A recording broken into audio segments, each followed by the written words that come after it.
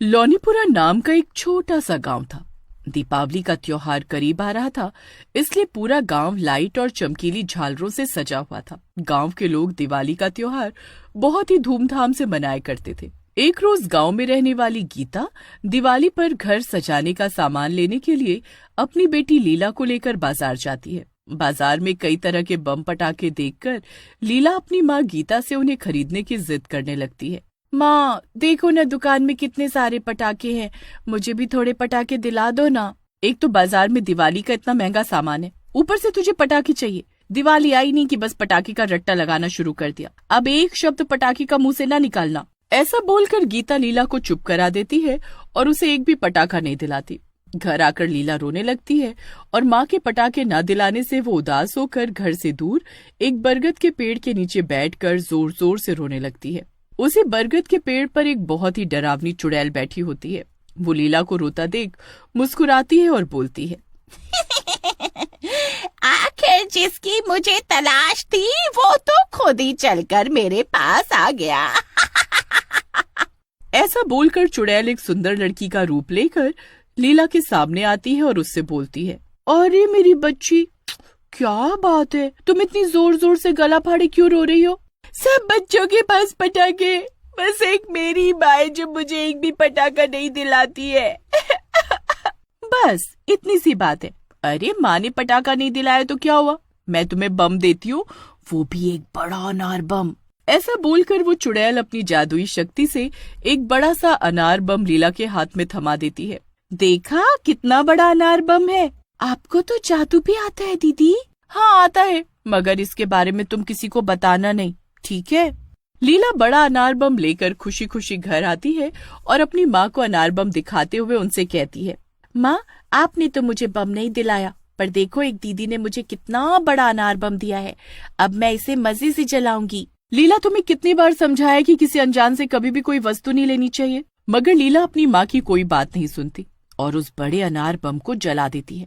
अनार बम को जलाते ही उसमें से रंग बिरंगी फुहार के साथ काफी सारा धुआं भी निकलता है। जैसे अनार बम का धुआं हटता है तो गीता देखती है कि वहाँ पर उसकी बेटी लीला नहीं है। गीता घबराते हुए लीला को सब जगह ढूंढने लगती है, मगर उसे लीला कहीं नहीं मिलती।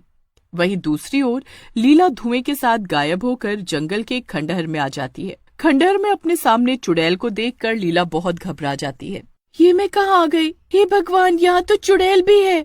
ज्यादा चिल्लम चिल्ली मचाने की जरूरत नहीं है, सामने तुझे एक बड़ा सा अनार बम दिख रहा है ना, उसी से तुझे बांध कर आसमान में उड़ा दूंगी।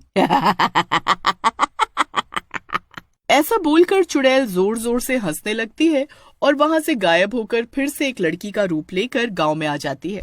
तभी पास में ही एक सोनू नाम का बच्चा खेल रहा होता है। वो चुड़ैल सोनू को एक बड़ा अनार बम दिखाकर उसे अपने पास बुलाती है। सोनू अनार बम के लालच में उस लड़की के पास चला जाता है। बेटा, दिवाली आ रही है तो तुम्हारा भी मन पटाखे जलाने को करता होगा ना, इसीलिए देखो मैं तुम्हारे लिए कितना बड़ा अनार बम लेकर आई हूँ, इसे जलाने में तुम्हें बहुत मजा आएगा। सोनू अनार बम को देखकर बहुत खुश हो जाता है और बिना कुछ बोले ही वो अनार बम लेकर वहाँ से चला जाता है। अरे सोनू, ये इतना बड़ा अनार बम किसने दिया? माँ, पहले तो मैं अनार बम जलाऊंगा, उसके बाद बताऊंगा कि किसने दिया। ऐसा बोलकर सोनू अनार बम जलाता है। उसके अनार बम जलाते ही वो भी अनार के धुएं में गायब होकर खंडहर में चुड़ैल के पास पहुंच जाता है। चुड़ैल, मर गया, अनार बम में चुड़ैल निकली। चुप, एकदम चुप, अगर ज्यादा शोर मचाए ना तो तुझे अनार बम से चिपका कर आसमान में उड़ा दूंगी। अब तू भी इस लीला के साथ बैठकर मजे कर, मैं अभी आती हूँ। ऐसे बोलकर चुड़ैल अपने शैतान देवता की मूर्त के पास जाती है और उसके पास ही में एक बड़ा सा अनार बम रखा होता है। ऐ मेरे मालिक, बस कुछ ही दिनों में मैं अपने लक्ष्य में कामयाब हो जाऊंगी। दिवाली पर मैं 9 बच्चों की बलि देकर इस अनार बम पर इनका खून लगाकर इसे जलाऊंगी, तभी मुझे मेरी खोई हुई शक्ति वापस मिलेगी और उसके बाद मैं और भी ज्यादा ताकतवर हो जाऊंगी। उसके बाद ही मैं इन गांव वालों से अपना बदला ले पाऊंगी। कई सालों पहले इन गांव वालों ने मुझे दिवाली वाले दिन बहुत सारे अनार बम से बांधकर उसमें तंत्र मंत्र फूंक कर जला दिया था ना, अब इस दिवाली पर मैं इन गांव वालों का दिवाला निकालूंगी। ऐसा बोलकर चुड़ैल जोर जोर से हंसते हुए वहाँ से गायब हो जाती है और गांव में एक और बच्चे को अपना शिकार बनाती है। आए दिन गांव में बच्चे गायब हो रहे थे, जिस वजह से पूरे गांव में हाहाकार मचा हुआ था। तभी गंगा की छोटी बेटी मीना एक बड़ा अनार बम लेकर आती है, जिसे देख गीता मीना से बोलती है, ये बड़ा अनार बम कहाँ मिला, किसने दिया? अरे कुछ तो बोल मीना। एक सुंदर दीदी ने मुझे ये अनार बम दिया है, और पता है माँ, वो जादू से और भी अनार बम बना सकती है। उन्होंने कालू को भी अपने जादू से एक बड़ा अनार बम दिया है, पर उन्होंने ये बात किसी को भी बताने से मना किया है, इसलिए आप भी किसी को मत बोलना। मीना की बात सुनकर गीता घबरा जाती है और मीना से बड़ा अनार बम छीनकर गांव वालों के पास ले जाती है और सभी लोगों से कहती है। ऐसे बोलकर सभी गांव वाले उस बड़े अनार बम को ले जाकर पुजारी जी को दिखाते हैं। इस बड़े अनार बम को देखते ही मैं समझ गया कि ये जंगल के खंडहर में रहने वाली चुड़ैल का काम है। कई साल पहले हमने उस चुड़ैल को तंत्रों से अनार बम में बांधकर उसकी शक्ति छीन ली थी। पुजारी जी अपनी आंखें बंद करते हैं और कुछ देर बाद अपनी आंखें खोलकर बोलते हैं, उस चुड़ैल ने जंगल के खंडहर में सभी बच्चों को बंद किया हुआ है। दिवाली के दिन उसे बच्चों की बलि देने से रोकना होगा, नहीं तो अनर्थ हो जाएगा। मैंने देखा कि उस खंडहर में एक बहुत ही बड़ा अनार बम है। मैं अपनी बच्ची को उस चुड़ैल के हाथों मरने नहीं दूंगी। कुछ भी करके मैं अपनी बच्ची को बचा कर रहूंगी। इस काम में बहुत खतरा है। अगर चुड़ैल को जरा भी भनक लगी कि तुम अपने बच्चों को उसके चंगुल से बचाने आए हो, तो वो तुम्हें भी नहीं छोड़ेगी। इसलिए कोई एक ही हिम्मत करके उस खंडहर में जाए और उस बड़े अनार बम को जलाए।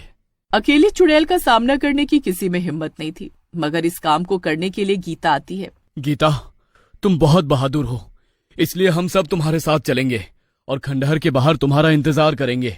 अगर तुम्हें कोई भी दिक्कत हुई तो हमें आवाज लगा देना। फिर गीता दिन के समय गांव वालों के साथ जंगल के भीतर जाती है और बड़ी बहादुरी के साथ अकेले ही खंडहर के अंदर जाकर देखती है कि सभी बच्चे डरे सहमे एक कमरे में बंद हैं और चुड़ैल अपने शैतान देवता और अपने बड़े अनार बम के सामने बैठकर मंत्रों का जाप कर रही है। उसी वक्त चुड़ैल की नजर गीता पर पड़ती है। चुड़ैल गुस्से से चिल्लाते हुए बोलती है, तेरी इतनी हिम्मत कि तू मेरे खंडहर में आकर मेरी पूजा भंग करे। ऐसा बोलकर चुड़ैल गीता का गला पकड़ लेती है। आज तो तेरा काम तमाम मेरी रानी। तुझे पता नहीं है कि तूने किससे पंगा लिया है। एक चुड़ैल जिसकी शक्तियां एक बेकार से अनार बम में है। ऐसे बोलकर गीता अपने आप को चुड़ैल से छुड़ा लेती है। तेरी शक्तियां तो कई साल पहले ही खत्म हो चुकी है, इसलिए तू मेरा कुछ नहीं बिगाड़ सकती। माँ, इस चुड़ैल को छोड़ना नहीं, इसने हम बच्चों को बहुत डराया है। आज इसकी चटनी बना देना। हाँ सोनू ताई, इस चुड़ैल को बिल्कुल मत छोड़ना। इसे इसी के बड़े अनार बम के साथ आसमान में उड़ा देना। चुड़ैल गुस्से से बोलती है, अरे ओ चिरकुट, तुम्हारी सबकी बड़ी आवाज निकल रही है। इस गीता से तो मैं बाद में निपटूंगी, पहले तुम्हें ही मैं अपने बड़े अनार बम के साथ चिपका कर उड़ा दूं। तभी गीता मौके का फायदा उठाकर चुड़ैल के बड़े अनार बम में आग लगाकर उसे जला देती है। जैसे ही अनार बम जलता है, वैसे ही वो चुड़ैल भी फुलझड़ी के जैसे जलने लगती है। चुड़ैल जलते हुए बोलती है, गीता, तूने मेरे साथ धोखा किया है, मैं तुझे छोड़ूंगी नहीं। चुड़ैल दर्द भरी आवाज के साथ बोलती है, हाय रे, मर गई, मर गई रे, मर गई। मेरा बदन मेरे अनार बम के साथ जला दिया रे। हाय हाय। अनार बम के जलने से उसमें इतनी फुहार निकलती है कि पूरा जंगल रोशनी से जगमगा जाता है। अनार बम के खत्म होते ही चुड़ैल भी भस्म हो जाती है। गीता सभी बच्चों को खंडहर से बाहर निकाल कर लाती है। खंडहर के बाहर खड़े सभी गांव वाले गीता को सभी बच्चों के साथ देखकर बहुत खुश हो जाते हैं। सोनू अपनी माँ को देखकर उसके गले से लग जाता है। माँ, आज के बाद मैं कभी भी किसी अनजान से कोई चीज नहीं लूंगा। मेरा बच्चा, मेरी जान, तुझे जिंदा देखकर मैं बहुत खुश हूँ और तुझे किसी अजनबी से कुछ भी लेने की जरूरत नहीं है। तेरी माँ तुझे सब दिलाएगी। माँ, आप सच में बहुत बहादुर और ताकतवर हो। मेरी बच्ची, ये ताकत तो मुझे तुझसे ही मिली है। अब इस दिवाली में तुझे ढेर सारे पटाखे दिलाऊंगी। सभी लोग गीता की हिम्मत की दाद देते हुए गांव वापस आ जाते हैं। चुड़ैल से छुटकारा पाने और सभी बच्चों के घर वापस लौट आने की खुशी में पूरे गांव में दिवाली का त्योहार बहुत ही खुशी और हर्षोल्लास के साथ मनाया गया। आखिरकार बुराई पर अच्छाई की ही जीत हुई।